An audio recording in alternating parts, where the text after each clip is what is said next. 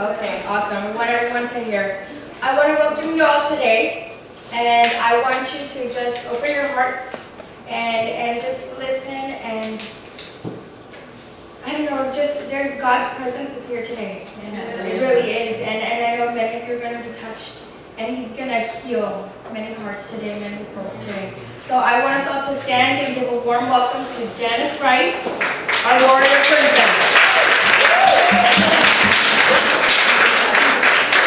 The hospitality here has been just amazing, don't you think? The staff, everybody here is just awesome. Go ahead. Okay, so I know these two. Does anybody else feel what I know? I just want to know if I know anybody else. Okay. So this is loud enough? I don't really usually talk super loud, so. Okay, I just want to start out with a prayer first, and then we'll just move from there. So if you'll all just bow your heads. Father God, we want to thank you for who you are, our King, so exalted and powerful, Lord. You are just God who just loves us unconditionally. More than anyone on earth could ever, with the love we don't deserve, and we're so grateful that you do. Teach us, Lord, to receive your love so we can pour it out on others. We thank you for being our healer. I ask, Lord, today, right now, that you come into this room and you soften the hearts of everyone in here, to be able to feel your love deep down in their hearts, the ones that have been through so much abuse and neglect, that have been misunderstood, that carry that huge fake facade of being so tough, when deep inside they just cry, Lord, all day, every day, from the pains of the rejection, the disappointment, neglect, abandonment, and denial, the addictions, and every other pain, Lord, that they hold on to. I just ask for your dunamis power and glory to fill their souls and bring healing to their deepest secrets. I only ask, Lord, because I know that you're capable of everything. So just empty me, Lord, of me, and let your will be done in this session today. Holy Spirit, please guide every word I say and speak to everyone in here today. We come with expectation, Lord, and I know you keep your promises. So help me to show you to everyone here. In Jesus' mighty name, amen. Amen. How's everybody doing? Rough? Last night was a lot. It was a lot for me too. It's a lot of confirmation for what the message that I have prepared for you today. Just introduce myself just a little bit, because there's so much more for me to tell you. Sorry for the camping tiara. I have a little poster somewhere that says, it has a picture of a little girl riding a bike with her legs spread out wide. And it says, I know with the right cape and tiara I can save the world. So I thought that would be the most fun thing. I was going to wear a wedding gown, but I was just like, I'm not trying to be a bride yet, just his bride, right? I'm from San Diego, obviously not from here. And I moved here about a year and a half ago. And I'll tell you more about that later, but I have 4 kids and been divorced 3 times, and I'm single now, thank you Jesus, and I'm enjoying this season. It's been a fun one. And I work at Workforce, I'm here in Mission, and I live in North Mission on the little ranch up the road. I got invited here by McVea, the one that gave the opening prayer this morning. I met her through just a divine appointment a year ago. And I've been attending at Palm Valley, and she found out about, I don't know her connection here, but she found out and she just asked me, you want to do it? I said, sure, I'll do it. I told my story like 3 times in public before, so I said, why not? I know that it's a crazy story, it's just a crazy story. So I can start out, I just want to tell you that I want to talk to you today about God's love and grace and His faithfulness and His redemption. And it doesn't matter, like she was saying, it doesn't really matter who you are, just an ordinary, regular girl, come from nowhere and don't have anything. But it's a really awesome place to be from now, I can see that. I didn't always feel like I was a princess, but He brought me to this point. That's kind of what I want to share with you today, how that happens. I don't have a lot of scripture memorized. I wasn't brought up in a Christian home. I'm not one of those people you would call qualified, not at all. But I truly believe that God will qualify the called, not call the qualified, right? So when she said you all have it, you all have it. You just don't mean you know you have a voice yet. And sometimes your most powerful message will come in the quiet.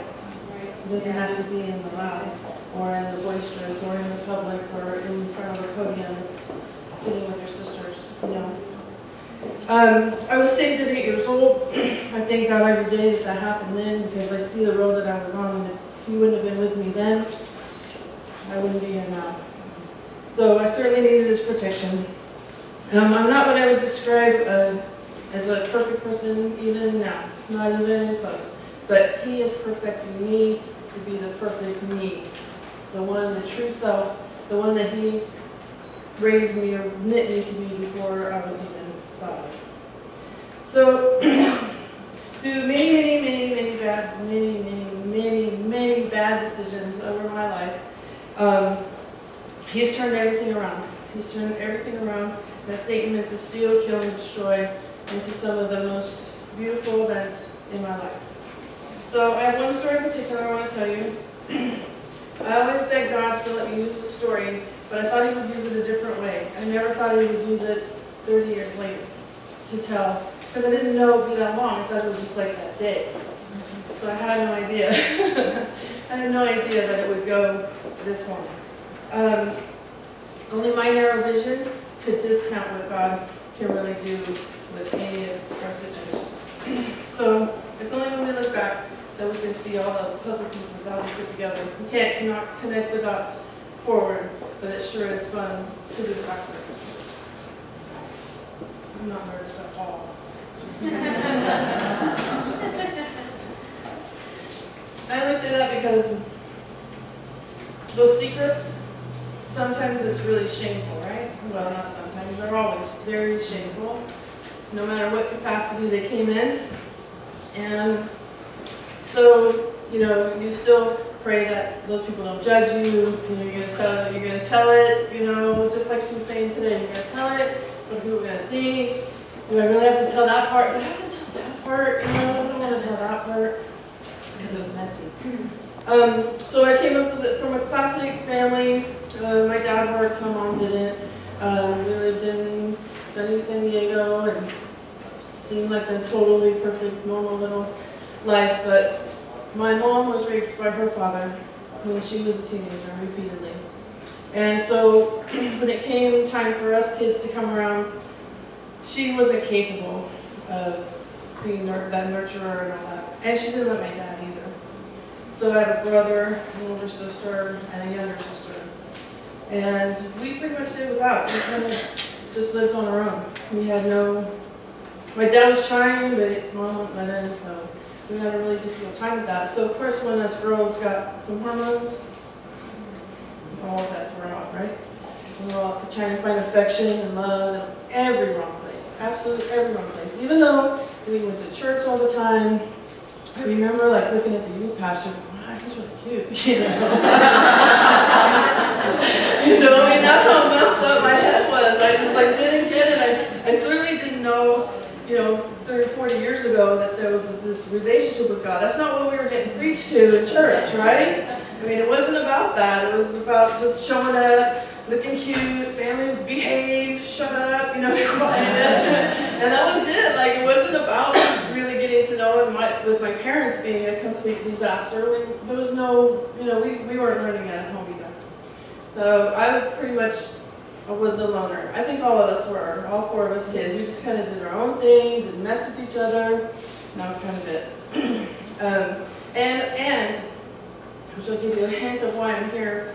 I was raised in the ghetto side of San Diego, not to say that Hispanics are ghetto, but in San Diego there was a big population in the ghetto, and it was all gangs, and it was all rough. There was Hispanics, African Americans, all that, and it was gang wars. We were the only white family for about 5 square miles.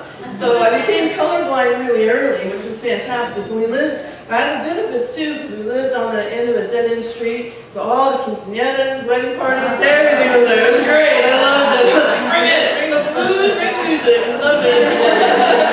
It was fun. So I think it got ingrained in me early, which would explain a little bit of why it wasn't so hard for me to say yes to move to Roma first. Okay. So, let's see. 13, 14, lost my virginity, classic. By 15, had my first abortion. 16, got engaged. Who does that? To a 21-year-old. And about probably 5 or 6 months into it, we go to this party one night, he gets drunk, he tries to raise his hand to me, first experience for that. And so the boys knock him out, put him in the back room to go sleep it off, and I just sit on the front porch, smoking a cigarette out front. And Tony comes outside. Tony's this tall Italian, really cute guy that all the girls like, but me and a boyfriend. And he's like, well, I'm gonna go on a beer run, you wanna go? Sure, I'll go. He's like, just cool off a little bit. Yeah, you know what, let's go. So I go. We were gone a long time. He's petting me. Can't believe he treats you like that. You know. I wound up getting pregnant that night, but I don't know it for 2 months. Who would think it would be by him? Because I was with Mike all the time. I had no filter, so what are the odds, right? You know. But I didn't know that. I didn't know I was pregnant by him until 12 years later. Yeah. Okay, so I'm pregnant, and I'm 16. And the last week of July, that summer is 1980. That year was crazy. So about the last week of July, we all skated. That was our fun thing. We all roller skated, and that's how I knew that was all my friends. We were all skating in the afternoons. We all had jobs or school or whatever. And I'm sitting there with his two brothers, my fiance's two brothers, and they're looking at me, and they're facing the door, and I've got my back to the door, and I'm, pregnant. So all of a sudden their eyes open up, and I'm like, what's going on? And I turn and I look, and here comes Mike walking in with this Becky, who's a coworker, but then his parents are behind them. I'm like, why are your parents here? And he says, the brothers are like, well, we don't know. I said, well, what do you need to go find out right now? So they go right over there. The one comes back and goes, you might want to leave like out the back door. I said, no, what's going on? It turns out Mike and Becky had just got married. That's how I found out we weren't together anymore. Yeah. So talk about a little further rejection. It's all good, it just keeps going anyway.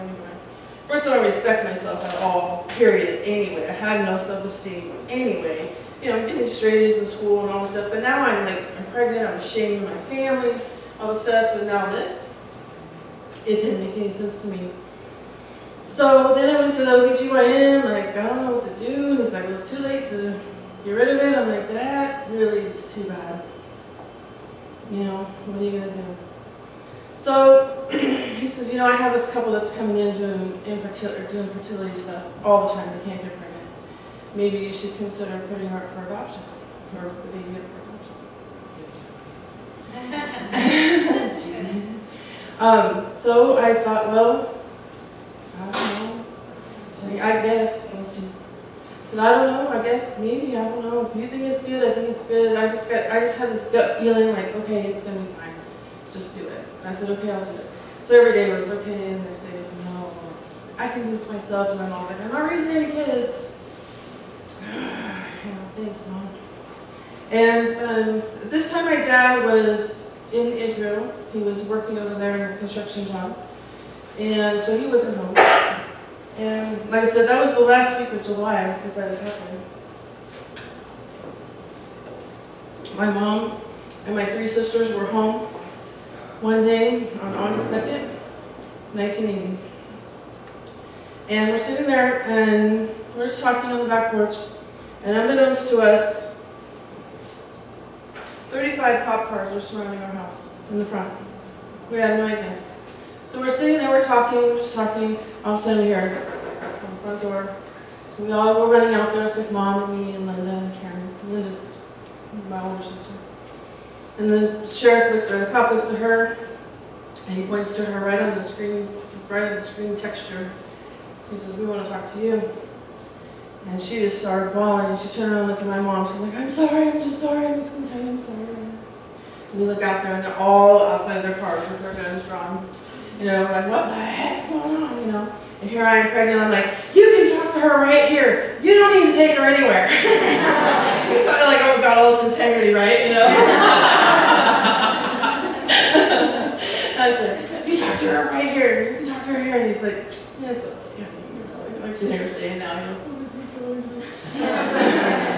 So, they took her, and we didn't find out till the next day. Well, in the middle of the night, we found out that she's officially arrested. But she was being charged with first-degree murder, robbery, conspiracy to rob, and grand theft. Oh, really? What does that look like? When they came to tell my mom what the charges were, she just passed out, like on the sidewalk. She just passed out all over the floor. I was just like, oh, good God, you know, what do I do?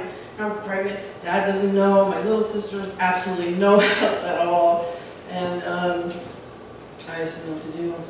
So we just kind of had to nurse her through that and kind of get her through all that. And her way of medicating through it was she started going to the country western bars. Well, Dad's overseas. And the next thing you know, she's going out a lot. And then the next thing you know, I catch her sleeping with one of my guy friends, one of my boyfriends, at my house. And I knew then that she was just a hot mess, a big hot mess. I didn't have the baby till December. And I remember like 3 weeks before I went into regular labor, I'm begging her Friday night, can't you just stay home with me? You know, I was scared to death. I just barely turned 17 years old. My birthday is in November. 57 days till I turn 50, right? So I remember asking her to stay home, and all I was getting from her is, you know, it's not my problem that you're a whore. It's not my problem you're this and that. I'm like, I'm the whore. Really? Really? Really? You're gonna call me names? Really? So I just was constantly getting all that. I finally go into real labor, and I have her name is Sarah, but I don't have her. They have her tucked behind me in the bed. They're like, you want to see her? I'm like, oh, how do I know? How do I know if I want to see her? You know, I don't know if I want to make that attachment or whatever. So a few hours later, I remember the nurses coming in, and they were just like, you have to see her. She's beautiful. She's just beautiful. Like she looks like she's like 3 months old. She's just not. She's like one of those wrinkled little aliens. I said, well, okay, you know. So I wound up having her. My doctor was so funny. He wound up getting sued out of business for like crazy malpractice, and I could see why, because he was kind of crazy. But the whole time in the hospital, he's like, you need to stay, because the longer you stay, the baby has to stay. And as long as you stay here, she has to stay with you. So he kept giving me more drugs, and, you know, just smoothed it all over. He gave me a big bottle of Percodan to take home with me afterwards, just to kind of smooth it all out, you know. So I called my pastor. We did still go to church with the cute youth pastor, but I called the old guy. He was probably more safe. And I called him, and I talked to the secretary, and I was there any way he can come see me, any way at all. Because you know he would. Except his daughter committed suicide this year. And I was like, oh goodness gracious, what do you? I knew right then and there I was in it alone, and that I knew right then and there that for the rest of my life, and up to that point, and for the rest of my life, he didn't want me depending on anybody else. He wanted me to know him. He wanted me to trust in him. And so the day came, I had to give her away. So the parents came, and I had her physically in my hand. And it's 1980, I'm in the hospital, I'm in the smoking room. There's 3 other moms in there. And so they're in there, they all know what's going on. The nurses know, the doctors know, the legal staff's there, the parents are there, my mom's there. Everybody's there, they're talking. Of course, the staff and the nurses are crying, and all this is going on. And I'm just trying to figure out like what is up. I don't even know. So I remember physically handing her to them, and there just being this tunnel. And I was just praying, I was like, God, you better have this. You better have this, because I don't have a clue what I'm doing right now. He's like, don't worry, I got it. I said, yeah, okay. I don't know how. I didn't trust at all. I didn't trust anybody, but I didn't trust anybody on earth either. So I was like, oh, I have a little remote piece of hope. I don't know how, and I just like, I hope you can help me use this sometime, that I can be in it with another mother or somebody to use it. I have to tell you that it was a weird circumstance about 2 years ago. I was praying that very thing. I'm like, you never, ever, well, no, he's asking me to do something. And I was like, no, I can't. Don't you remember that? Don't you remember that thing? Don't you remember that other thing? There's no way I can go do that for you because I couldn't even do that. And this and that. And so the phone rang, and it was a girlfriend of mine I was in ministry with, and she goes, you know, I know this little girl who just gave her baby up for adoption right now, like she just drove home.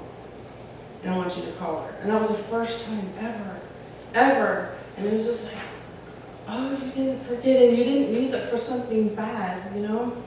Because I had no idea what was going to happen. Okay, so I have her, they have her, I gave her to them and go home.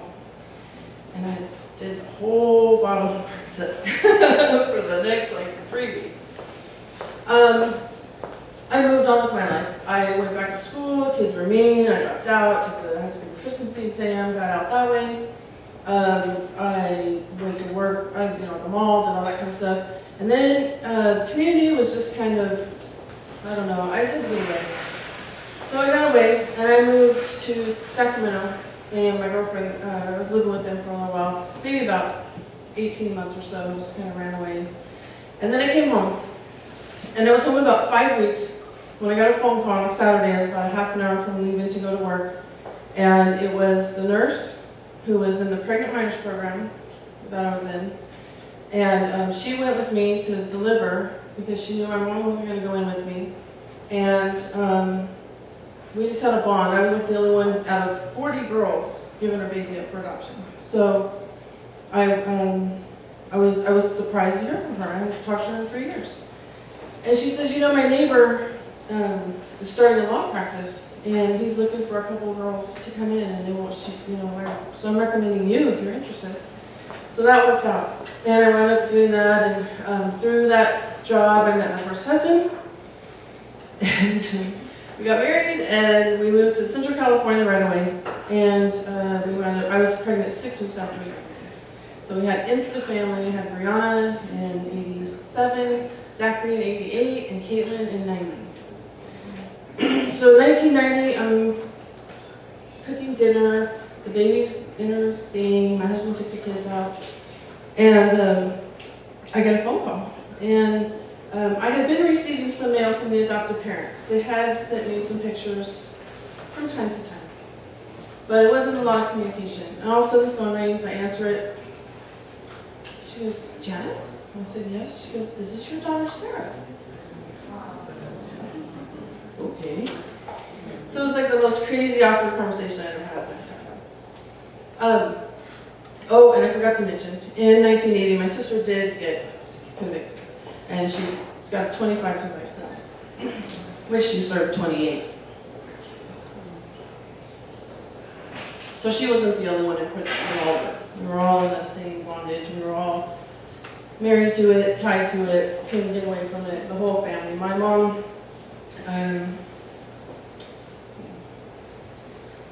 died in 1994 from brainstem stroke.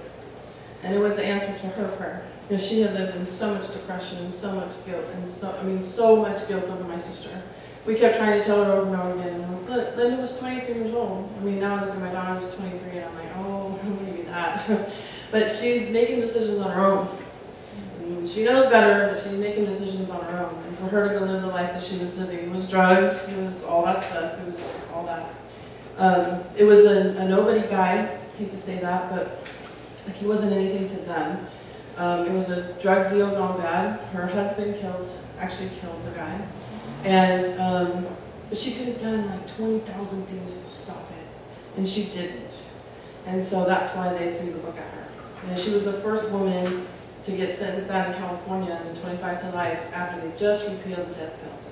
So they threw the book at her, and they were going to make sure that she stayed every second of her sentence.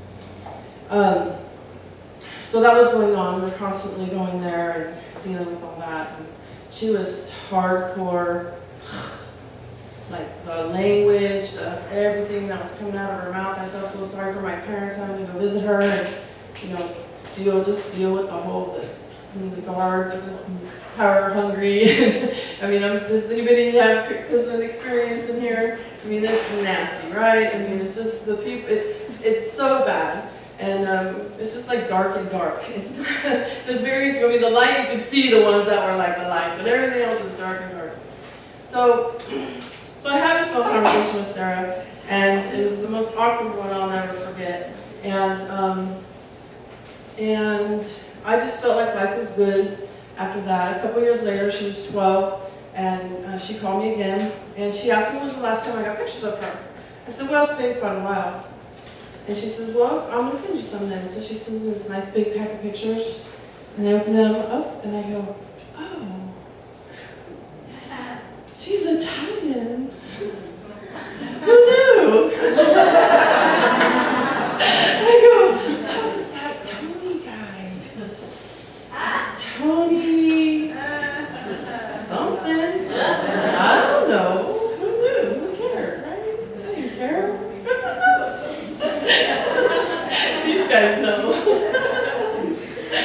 So 12 years old, she's 12 years old, and I'm like, oh, my husband already hates me, right? My husband hates me. I am such a mess. I am that angry, nasty woman. I'm doing daycare. Poor kids. I worked a professional life, and then when the third one was born, I was like, after 6 months, I'm like, I can't do this anymore. I cannot work and do 3 babies. There is no way. And he says, we're going to have to do something. And he's a CPA, so that meant bringing money. So I took in 3 more kids, and I actually went and pounded glass. But I still was just, to him, I was this angry, vicious viper. Just constantly, you open your mouth, that was it. Trash was coming out of my mouth, and that was it. I was just going to be nasty. And I forgot to mention, I smoked pot like every day since I was 14 years old. I don't even know a day that went by that I didn't get high. And I just did not know how to deal with anything at all. It was sex and drugs, period. That was it. No alcohol, it wasn't fun. That wasn't a fun thing, didn't feel good. So I didn't do that, but I did everything else. So it was shortly after, I had to tell him about this thing about Tony and not Mike. And then I had to tell my parents, and then I had to tell her parents. So that's like when the big chunks at humble pie started coming. Because then I had to go to everybody I knew and try to tell them the story without telling them the whole story. Do you remember that Tony guy at the ring? Does anybody remember his name? Do you remember what he looks like? Does anybody remember anything? And they're like, no. Good grief. So for 30 years, she's 12. So for 18 years, it took me until I got a break. Okay, so let's see. After that, when she was 12, so that would have been around 92, that's when my husband and I things just got so bad. The verbal abuse between each other. It wasn't one-sided at all. I'll admit to that. Because at this point I have no shame. We would hit each other. Like, it wasn't just like him slapping me or whatever, but I think I probably started it most of the time. Because this was a mess. It really was. And, so God does redeem girls. I don't know if any of you feel the same shame, but it just all comes around.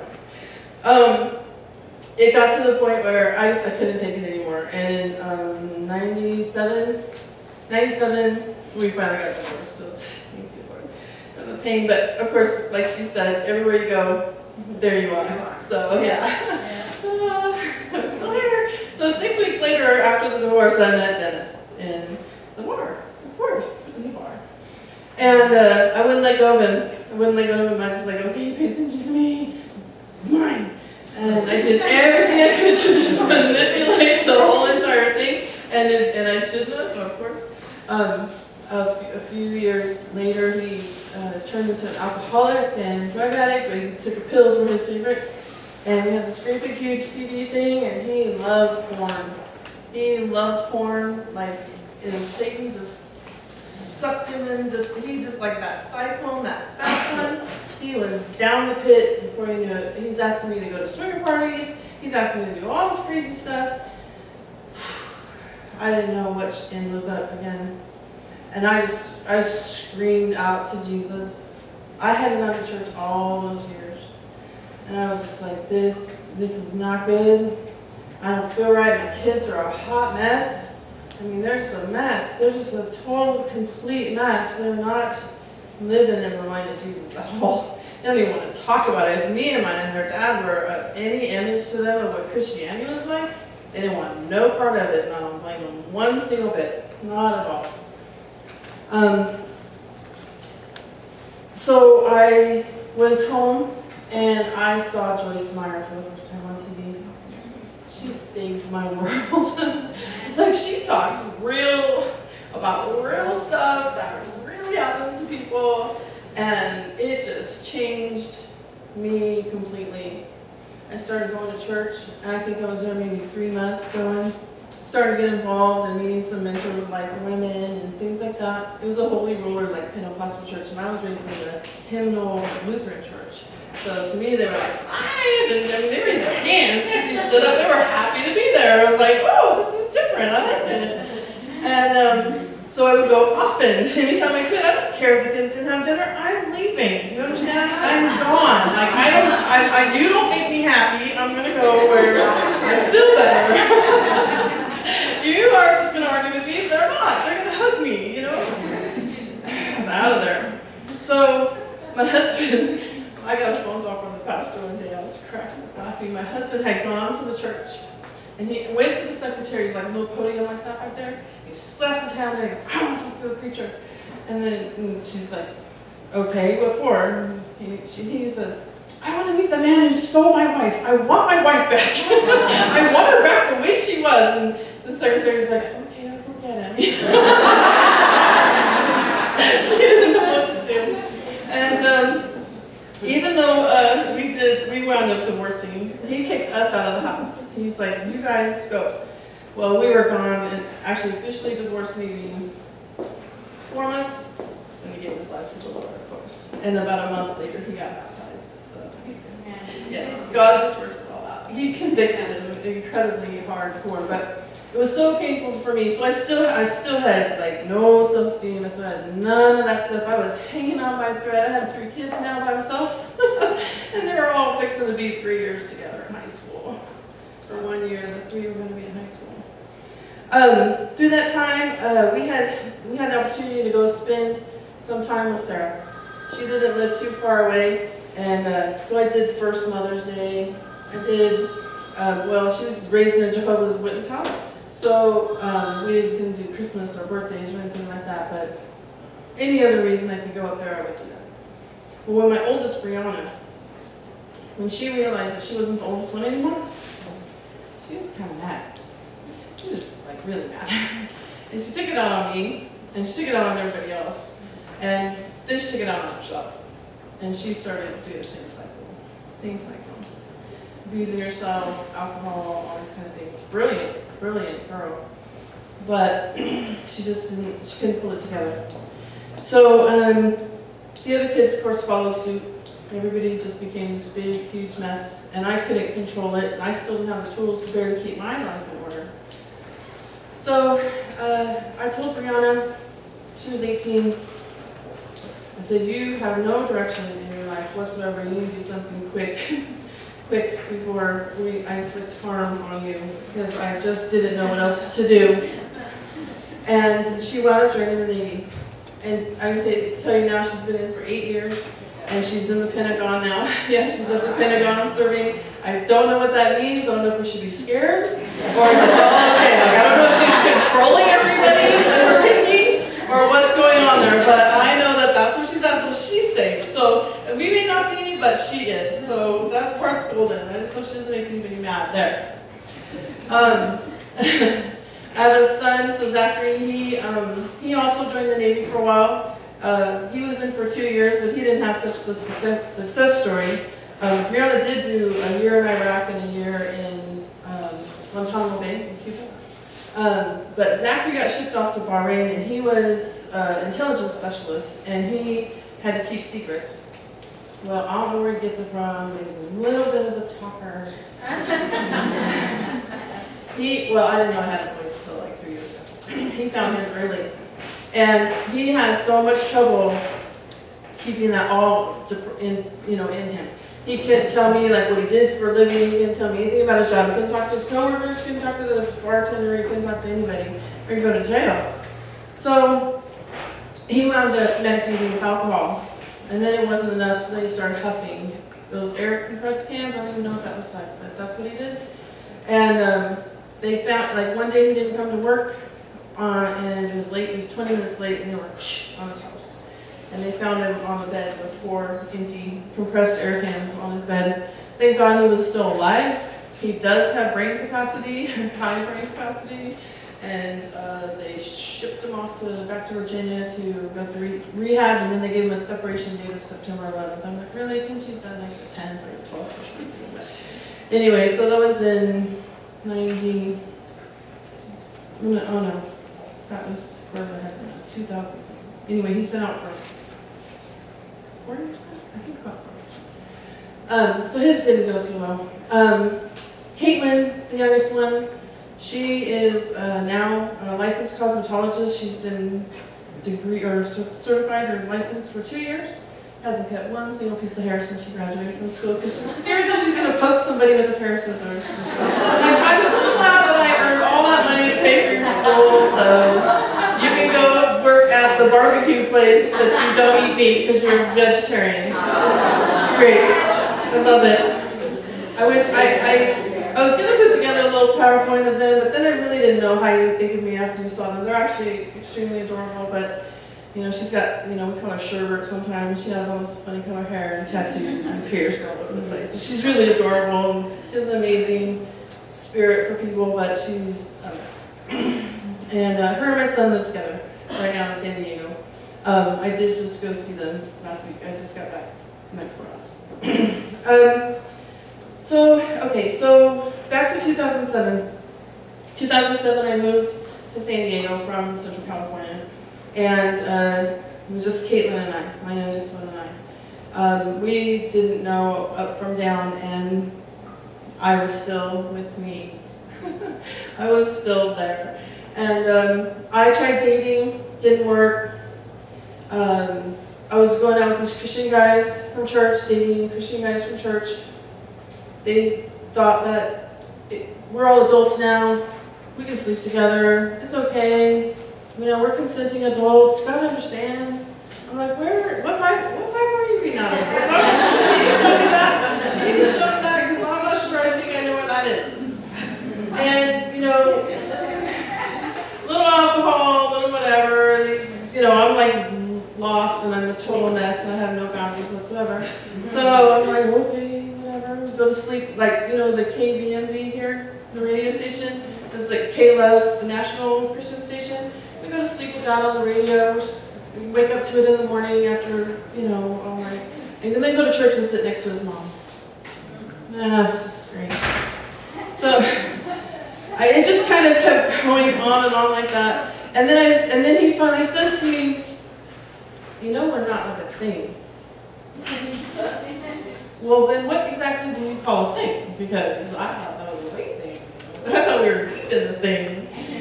And that's when I got mad. I was so mad. So now comes the really embarrassing part. So then I started going on Craigslist. I'm looking just, men interested in women at first. And then it just got stupid. And I was meeting people in dark places where I didn't belong, doing things I shouldn't be doing. For about 2 years. And then I heard about the Craigslist killings. Did you hear about that? And I thought to myself, what would happen if something happened to me and my kids found out that way, about that, like it was that? And that just broke my heart. I was like, oh, good God, what am I doing to myself? It wasn't me I was worried about, it was them at first. And then God just really started to convict me. He's like, you've been going to church, you've been coming, but you're not letting me in. You're not letting me in. When are you going to do that? So I don't know. So then I get married the third time to Joe. Excuse me, I have to call him Joseph. That was his rule. We were married for like 3 months. Yes. We didn't sleep in the same bedroom because I snored a little bit. It kept him awake. Okay. Because you said just a little sex is better than none, right? Okay, so we'll do a little, and then I'll go to my room. I was like, oh, good God. Here I am, like this lustful, selfish, gotta have all your attention stuff. And he's like, okay, I'm done. Bye. I was like, oh, God. I did that for 3 months. I was like, I gotta go. I'm gonna just do all the wrong things in this. I can already tell. I'm not gonna be satisfied. I gotta go. And he lived 65 miles out of town, so it was really easy for me to jet back into town, and he wasn't gonna follow me. So I ran as fast as I could. I found a house to rent right on the beach, and sorry, I had to throw that in. And I locked myself in my bedroom, and I was like, God, what is going on here? What is happening to me? And all of a sudden, I'm looking online, I'm just looking, and Joseph, he kept telling me, what was it he would say? He goes, you're just like an addict. You're just codependent. You're just this, you're just that. And I'm like, no, I'm not. I'm thinking, I don't even know what that means. I don't even know. Like, what does codependent mean? I don't know. I don't even know. So I went and I looked it all up, and it was all hooked up to this addiction stuff. I'm like, addiction? I'm not addicted to anything. And God is so funny. All of a sudden, the whole column on the right-hand side, when you're searching for stuff and all this other stuff comes up over here, it was like sex addiction. I'm like, what the hell is sex addiction? How can you be addicted to sex, So I'm okay, I hear you. You don't tell me like 1,000 times. I heard you. Third time. So I went over and I Googled sex addiction, and Sex and Love Addicts Anonymous popped up. So I'm looking in there. It's all characteristics of a sex addict. There's like a list of 15 things, and I'm like, if it was 20, I probably would have checked those too. Oh, good God. So I go, oh, maybe that's what's wrong with me. And I just started crying. Like when you're really sick and nobody knows what's wrong with you, and you finally get diagnosed, and you're like, oh, we can treat that. We just do this. And I go, okay, so now I know, and okay, let's do something. We can do something. I can do something. I'm not helpless. I'm the contracts administrator at a pharmaceutical company. I was making bank. I'm like, I had it good, but I just didn't put it all together, So I went to Sex and Love Addicts Anonymous. I don't recommend that ever, to go to one of those meetings. The people there were like way more creepy than I had even thought of. It was just weird. It was so weird. And I went home laughing. I'm like, I'm not going back there. I'm not doing that. I'm not going to do it. So I went home and I got on the internet. I'm like, there's got to be some Christian something somewhere. There's got to be something. We're not alone in this. I'm not the only one that has no self-esteem, looking for love everywhere in their own place. Because I didn't want sex. What I wanted was intimacy. And I didn't know what Jesus' intimacy was. I saw God like I saw my dad. I love my dad. He was always there. He always provided for me. He protected me most of the time, maybe not in some of the more crucial times, but he was there. And that's how I saw God, He was always there. I knew he was protecting me, and he always provided. And he maybe let me open doors for me and just amazing things. But I didn't really, we weren't really talking. He was talking to me all the time, but I wasn't talking to him. I was not listening on purpose either. I can't stick my fingers in my ear. So I get home and I'm looking up for something Christian, and I find a ministry out of Oregon, and it's called Pure Desire. Pure, like for pure, purity, pure. And this is if you're trying to find a group in their area, click here, so I do that. And there's a men's group at our church. They had a threefold ministry. It was four. Men, porn addicts, women, sex and love addicts, which included porn too. The wives of the men, which was very healing for the women. And then the fourth one was like when the men and the women were done as couples, they would come through and have a healthy Christian couple kind of group afterwards. I go, well, I could get involved in that.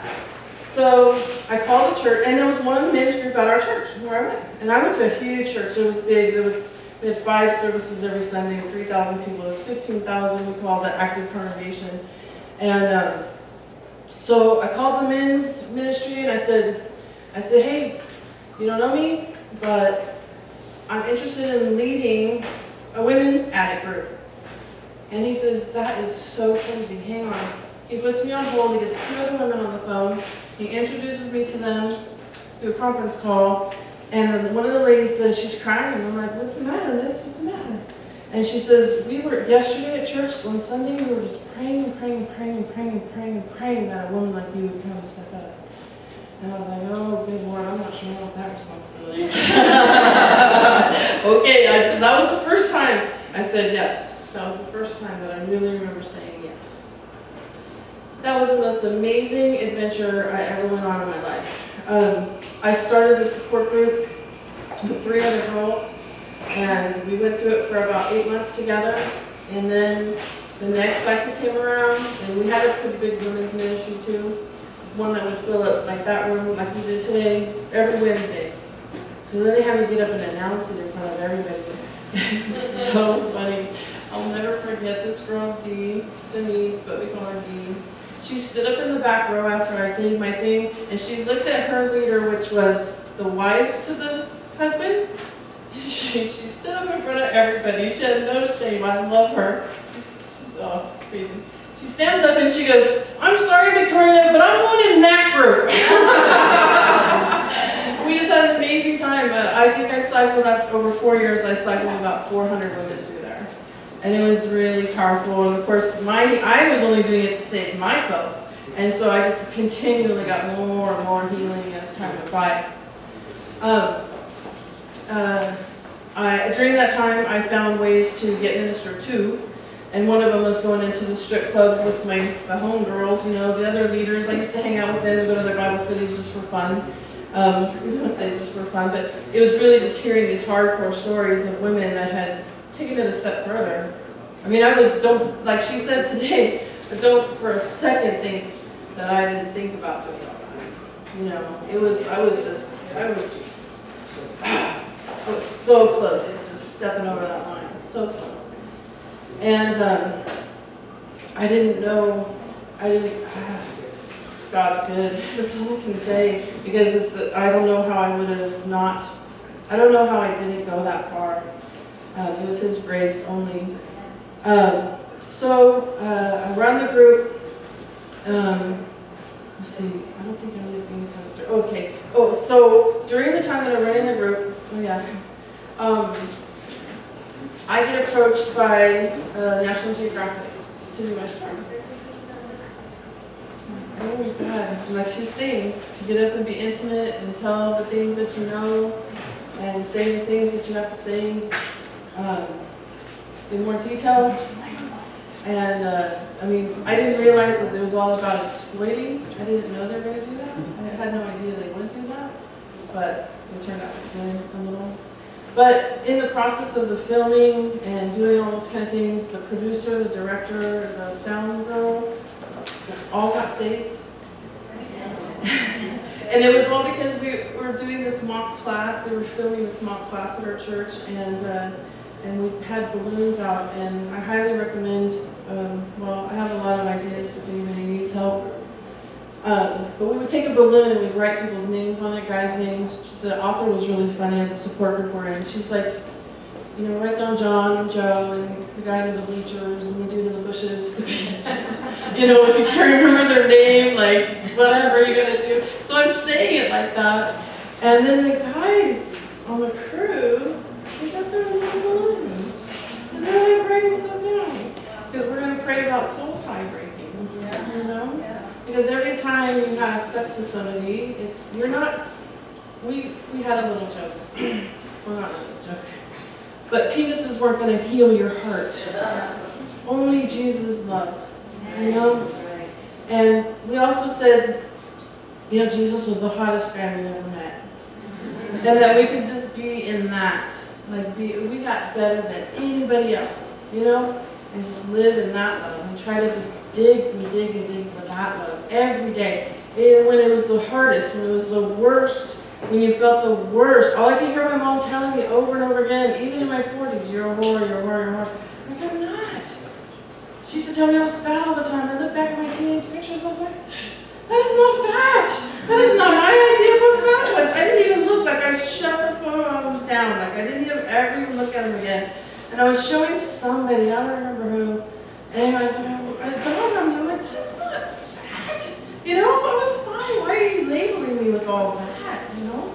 I mean, I felt bad enough about myself as it was. So, Sarah, when she was 14, her adopted parents divorced. And when she was 16, her mom passed away. She had, well, after the divorce, she had not taken it very well. And even though there were strict Jehovah's Witnesses, she started drinking. She had hepatitis C. I'm not sure where she contracted that from, but she had it all the time I ever knew about her.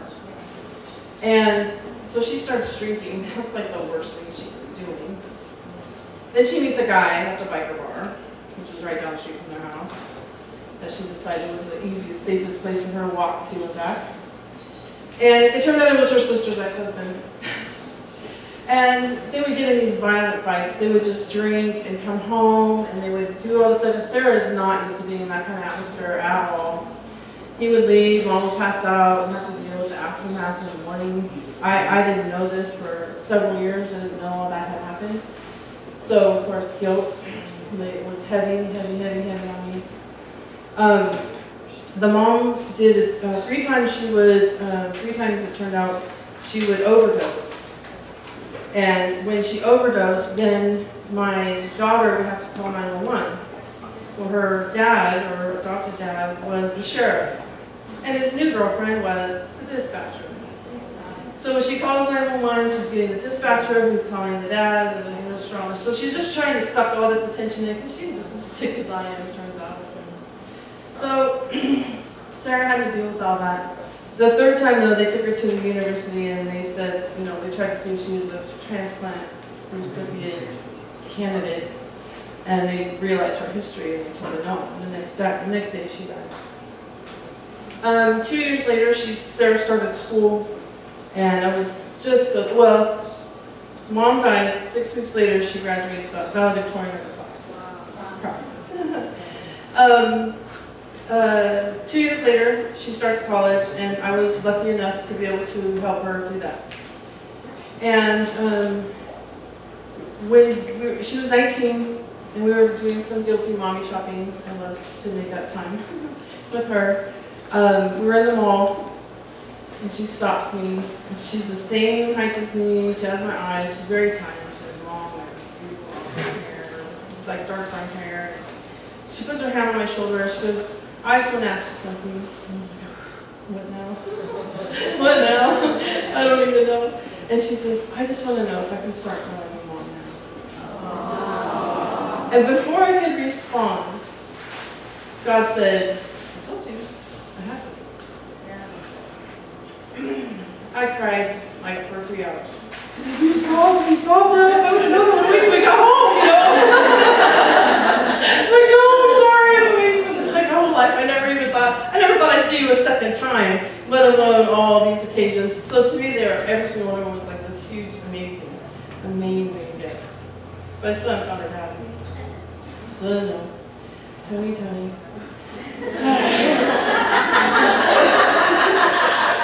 Where are you?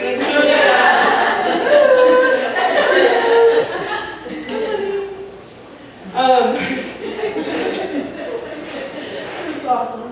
I'm glad you think it's so funny.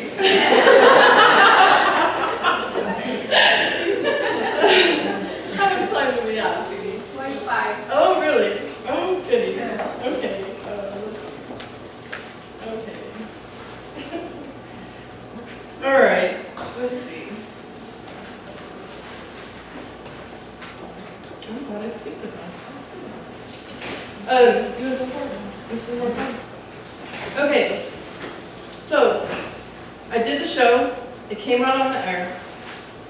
That part about being intimate, well, I came up with a phrase that I use in my ministry all the time, and it's just how so important it is to be intimately transparent.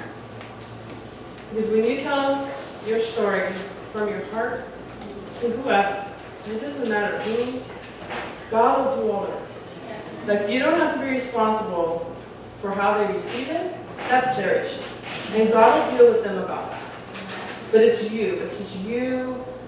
Just let it flow. Let it rip. Now, also, I will warn you that your sins, your things, your stuff are precious to God. It's an experience He allows you to go through once you go through it and you get to the other side.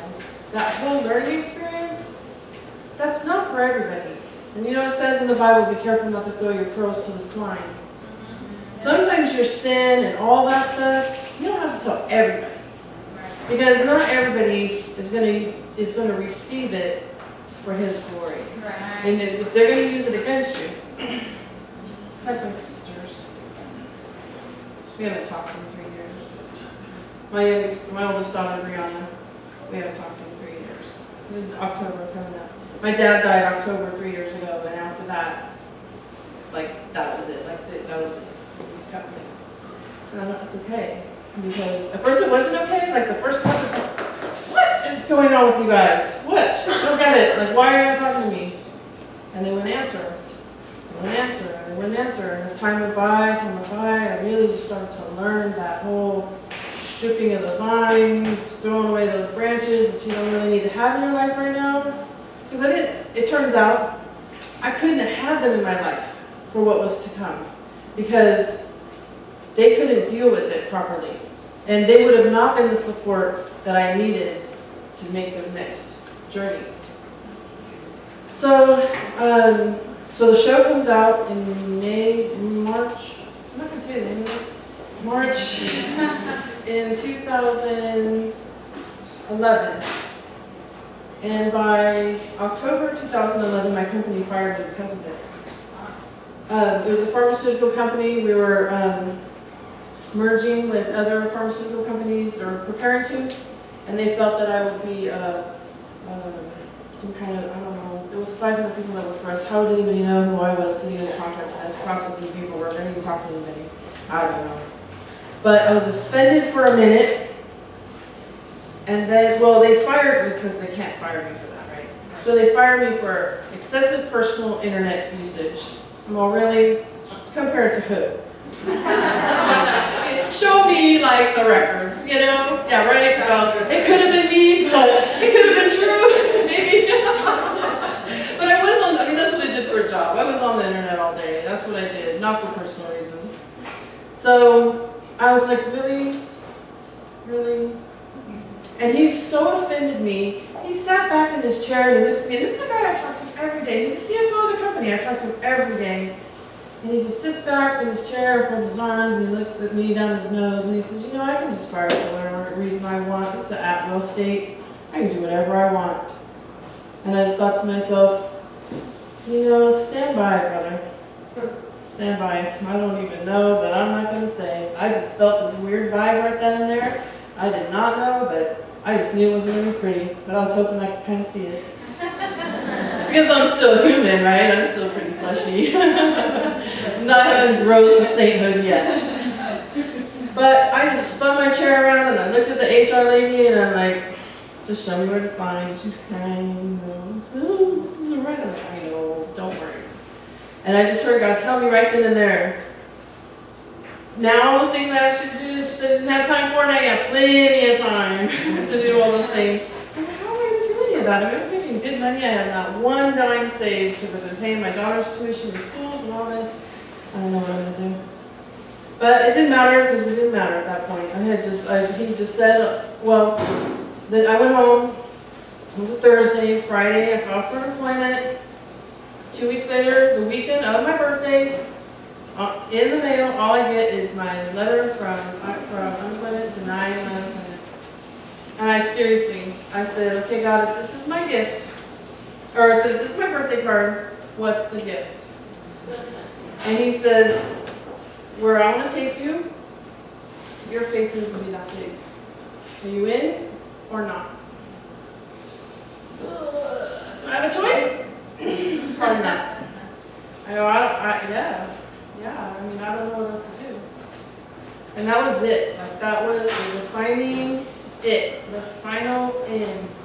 I remember a couple days later, I was looking at my refrigerator going, you know, what's, my side of the refrigerator is getting a little thin. I wasn't grumbling or complaining or anything like that, but I just was recognizing that I didn't have very much food in the fridge. I had a roommate, so I knew I wasn't going to starve. I had good friends, but I heard the dogs barking and we run out to the mailbox. And there's a gift card in there from the crazy strip club ministry girls, and they are crazy. And it's a gift card for $200 for groceries. I go, really? Is that how this is going to go? He's like, yep, are you in? All right, let's do it. So for the next 3 months, even though I was looking for work, I get up every morning and I just prayed, I don't know how I'm going to spend my day. I could spend 8 hours on the stupid computer, and I'm pretty sick of it at this point, and look for work. Or maybe you have something more fun. So I wound up having some amazing experiences. Literally, I would pray that, and my phone would start vibrating, and I would look, and there'd be a text message from somebody, hey, so-and-so needs you to go do this. Can you go do that? You know you have time for the day now? Can you go do this? Can you do it? I don't need gas money. I don't need gas money. I can't go anywhere. So take your dog for a walk. What? I always take my dog for a walk. So I take my dog for a walk, and some little old lady. I swear to you, I would not lie. It happened like 8 times. I go walking down the street, and some little lady, I don't even know. It was always different, somewhere else. And she'd come running out of her house going, excuse me. Like, what? Scaring me, you know? I didn't know he was home. There's no cars on the street. And she goes, do you need $40 for gas for some reason? Well, what do you say the first time? I'm like, you know, you say, no, be proud. I really did. I really needed it. I didn't know how we were going to get to church or even anywhere. And yeah, so I kind of told her what had happened, what had been going on, and got to minister to her and just pray for her. And, you know, we wound up having this every day. And then I was like, oh God, here we go. Every day it's going to be like she's going to come out the door every day when I'm walking my dog. Oh, Janice, you know. Then I had to humble myself into that, you know, and go, okay, it's okay. He gave it to you for a reason, you know. So then, but it's various other people. Go to the grocery store. I had $49, and I had $49 worth of groceries. I knew exactly what I could spend, and I'd go up and I'd be putting all my stuff on the cart, and then the guy in front of me 3 times. No lie, not the same guy, but 3 times. Well, I'll get her groceries too. Really. And then it just built those little things, those little nuggets that just kept building my faith and building my faith and building my faith. I didn't trust nobody for nothing. And I would just take those baby steps, and then it got to be where I could really like just start moving in it and moving in it. And he would say yes, I would say yes, and I would just go faster and longer strides. And I mean, I was doing it. I was doing things I never imagined with ministry and just being obedient and everything. We used to go left instead of right, and then I find it was a big crash, or, you know, just all those little things that just happening. So I was at church on a Sunday night, and this man came in that I didn't recognize. He was an older guy, 82 years old, and I didn't recognize him at all, and he introduced himself as the pastor's father. And he started telling these ladies about Rome, Texas. Where's Roma, Texas? I've never heard of that. So, I've never heard of Texas much anyway. I didn't know where anything was. I had no idea. I didn't even know. So he's talking about Bethel Church in Roma, Texas, and Pastor John that ran the church was one of 8 kids, and his father had started the church 65 years ago, first Christian church in the valley. And so he was talking about how his wife had just died. She had cancer, breast cancer, and she had died a few months earlier. This was in the first part of December of 2011. So he's talking about that, how Pastor John was going to need some administrative help and all this sort of stuff. And I was like, well, I'll pray for y'all for that. I can do that. The next week I go back and he starts talking about all the women around him. Women who had, husbands in prison, dead, in the cartel, all this stuff. And my heart just started pounding. And I'm like, no, stop it. Remember, this is like when I was at the Girl Scout meeting and the lady's like, you can have a Girl Scout troop, but you've got to be a leader. Somebody's got to be the leader. I remember sitting on my hands, no, don't raise your hand. And my daughter's like yanking my hand out of me, I was like, no, I'm not going to do that, but I'll pray for you guys. Yeah, somebody was praying for me. So the next week, I remember, it was between Christmas and New Year's. I was just laying on my bed, had my head on my pillow, and I just barely woke up. And God clearly said to me, and it's that nudge, it's that voice, it's that thing I've learned to recognize now. We conversate, like we have talks. And he goes, hey, so what do you own that I can't replace? I'm like, well, that's kind of a silly question. It's nothing. It's all yours anyway. And he goes, so why can't you go? I know you've been up all night waiting for me to wake up. I know you have. I have no clue what you're talking about. I haven't had coffee or nothing. I'm still laying here, kind of out of it. He's like, go to Roma. He sat up. I said, you know what? If you're giving me permission to go, I'm out of here. I got nothing here. My daughter lives in San Diego, but she's fine. She's good. So I call her up. I go, hey, what do you think? It'll be about time you do something that you want to do. Time for you. So I called the pastor and I said, hey, what do you think? And he goes, I don't even know you. I don't know you either.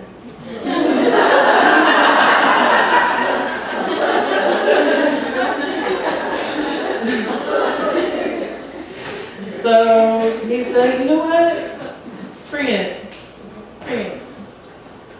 So the next 3 months I got rid of everything I owned. I moved everything from storage into my living room. My roommate hated me for like 4 weeks. Between the couch and the TV was all my boxes.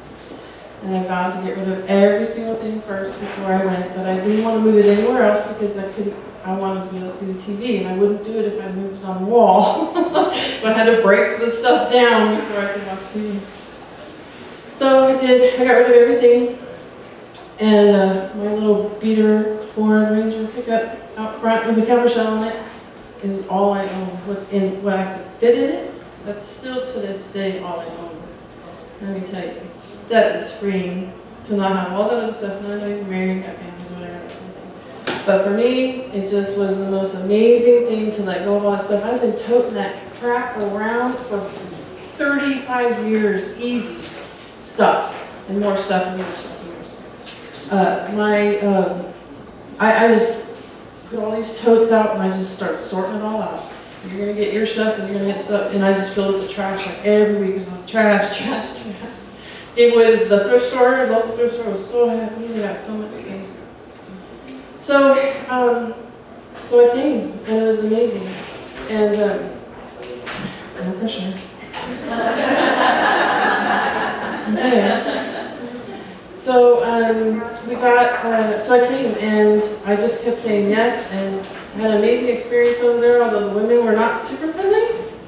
Do I have to go any further with that description? And I met Bridget. I went all year. I spent the whole year at a cousin who's amazing. He gave me tickets to go anywhere I wanted. So I went on many conventions on human trafficking. I don't know why the Lord put that on my heart, but that's what I wound up spending my time doing. And during that time, I wound up meeting Bridget, the one that prayed this morning, and at Toastmasters, because one of the directors at one of the last conferences I was at was like, you need to increase your leadership skills and your public speaking skills, because no matter what you're going to do, ministry, friends, anything, first you can be a leader in your own little life. You don't have to be a corporate executive or any of that. There's lots of people, I tell people all the time, there's lots of leaders that don't have titles, and there's lots of people with titles that are absolutely not being leaders, all right? So we need to be the leaders. We need to be the leaders, however you can do that. And we have young girls that we need to bring up and launch further than we can possibly go, because it's not too late, but I mean, I still have work to do, but it's not going to be what they can do. Yeah. And our grandmothers need to reach out to us and fill us and teach us how to do all this, you know? We have to be really aware, especially our age group. We have to really decide that you are the answer to this community's issues. You have to find a way to not be afraid of stepping out. I actually will challenge you, and I'm sure we can find some spare paper, but I am about to put together a team of people to start a community assessment from Roma to Brownsville of everything that's going on here as far as services go, so we can figure out when we find a girl that's been trafficked, where are we going to put her? Who's going to take care of her? How can we do that? So it takes about 18 months, a year to 18 months to go through this whole entire assessment. You want to get on board, I need all the people I can get. So I'll give you my number. We have to be the answer. We have to. But we have to get healed first. And if you can't find a way, if you're members of this church, I know there's plenty of people here. If you step out and say, you know what, I really need this, this, and this, they will handle it or get you where you can. If you go to a church, another church that's not here and they don't have that kind of ministry there, call Pastor Kathy, call somebody, do something, but don't do nothing. Yeah. Don't do, because the freedom of being free is unbelievable. I can say yes now and it just blow you away. So Sarah, I gotta hurry. So Sarah, I'm at the skating rink and this toothless guy comes in that was from our old circle of friends. And his name is Lenny. And I'm like, hey Lenny, and he's like, Janice! And I'm like, oh good God, as he got closer, I'm like, oh. And he goes, give me your number. I'm like, okay. And so I'm like, not trying to meet a guy, right? In my lifestyle right now, I'm like, not trying to meet a friend guy, not at all. So he calls me up and I'm like, you know what, you qualify. This is 2 months. Well, after my dad died, I just prayed. I was like, I'm over it. I'm over it. It's been 18 years. I don't know what else to do. I've turned every rock. I've done everything I possibly could do. And here 2 months later.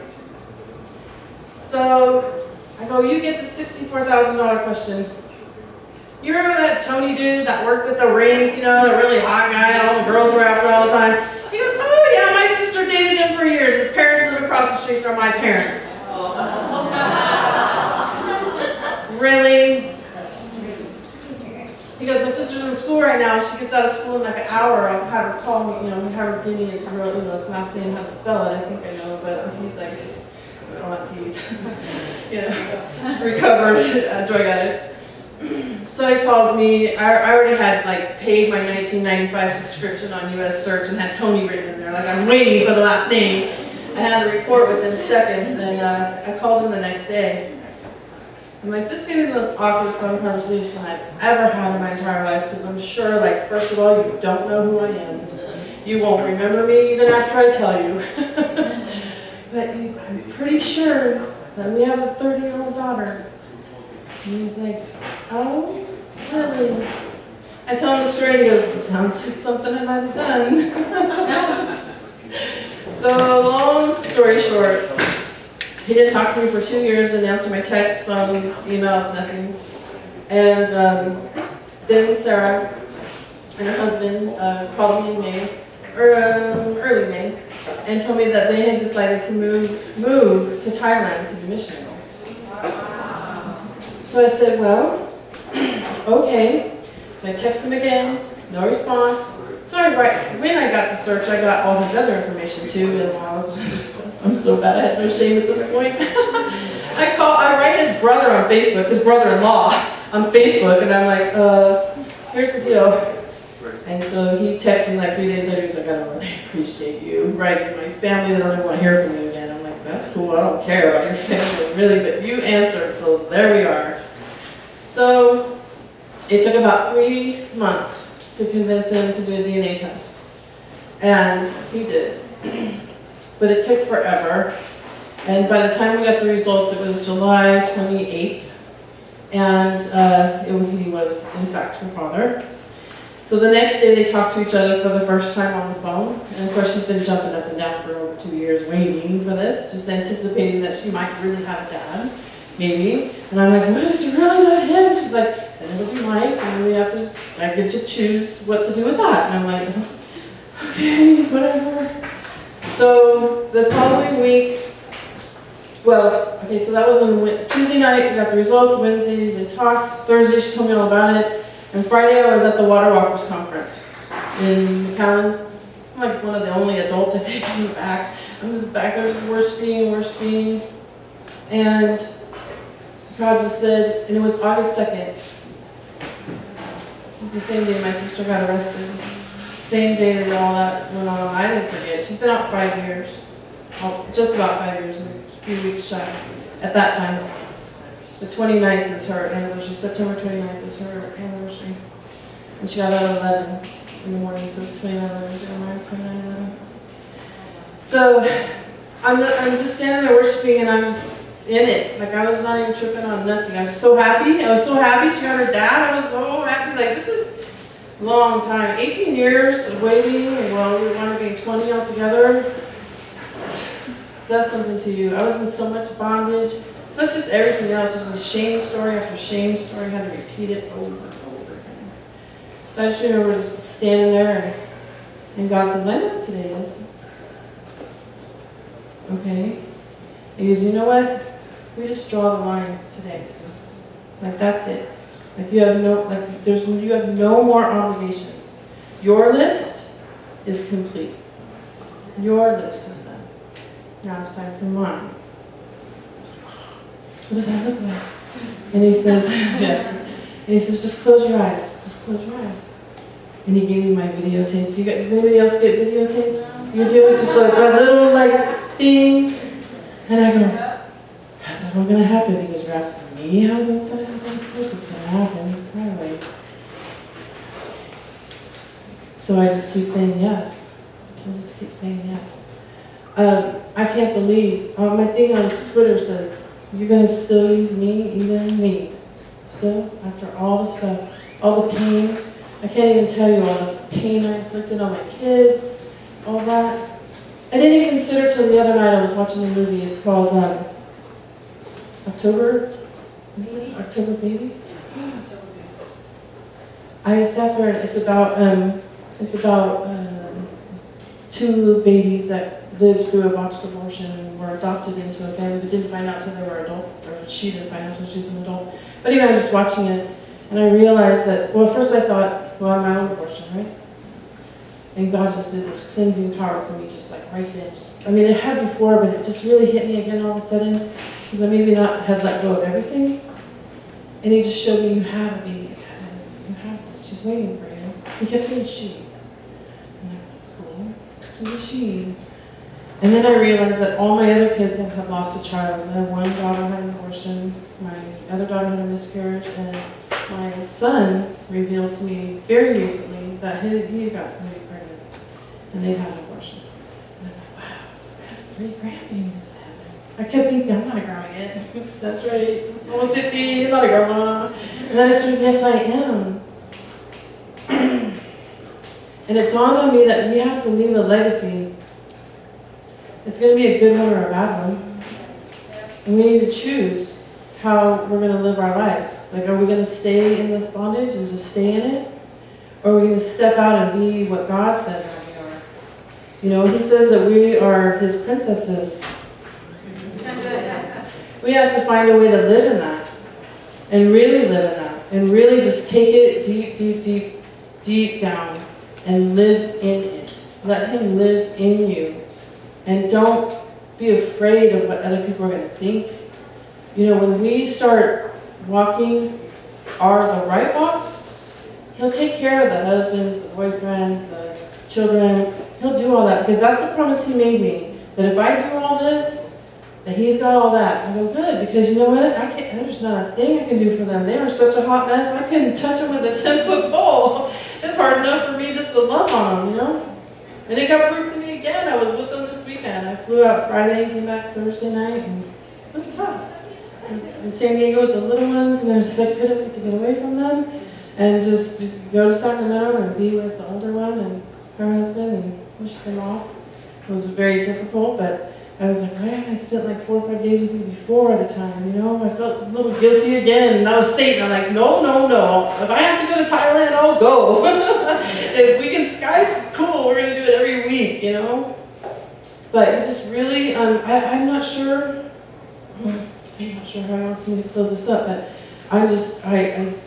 if nothing else, I'm serious about finding a way to put your name and phone number. If you want me to contact you, if you want to get on board, if you want prayers, that you can tell me that. I mean, we're going to have prayer time later too this afternoon, but I would so be willing to take you all on.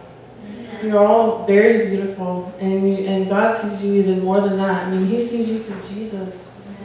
So he sees you pure and perfect, and he wants us to be the perfect us, who he made us to be, not what we think we should be. So we have to dig for that a little bit, and not be all those things that other people say. You know, those people in your house, they say all those things. That's their issues. Those aren't yours. So that's the basic story. Let me just pray for you really quick. I know the food's waiting and we're starting.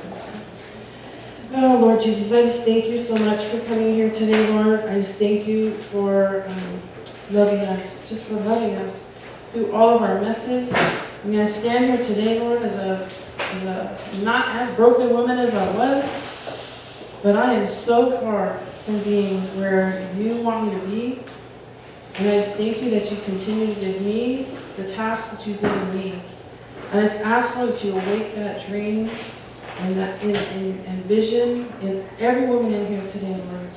Whatever it is, how small it is, and give them the trust, to increase their faith to believe you and to walk in it. Even if it's a baby step, if they're not ready to run yet, that they'll reach out for help, that all their pride will just disappear for the rest of this day while they're here in this building, and that they will ask somebody for help, for prayer, for a hug, for anything that they need while they're here today, Lord. That all the chains get broken off of their pride, Lord.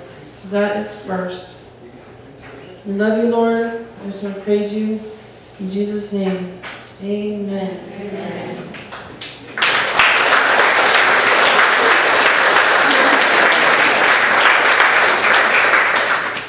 Thank you, Janice, for sharing your life with us today.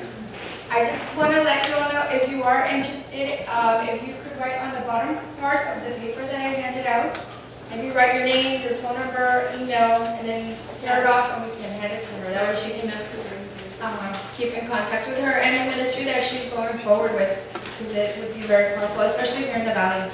We are going to have box lunches. They're going to be